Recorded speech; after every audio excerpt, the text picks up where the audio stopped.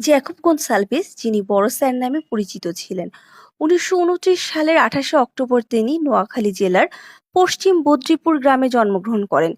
তিনি ১৯৫২ সালে brother under high স্কুলে শিক্ষকতা শুরু করেন।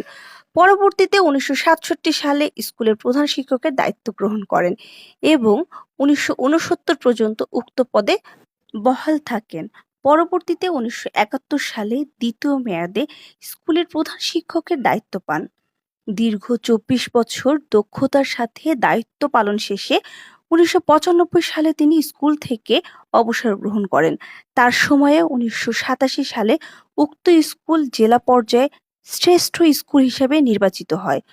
২০১৬ সালের ৬ জুন তিনি আমেরিকার ইন্ডিয়ানাতে মৃত্যুবরণ করেন এবং সেই সাথে তাকে সমাধিস্থ করা হয়। আমরা আমাদের প্রাণপ্রিয় স্যারের আত্মার চির শান্তি কামনা করছি।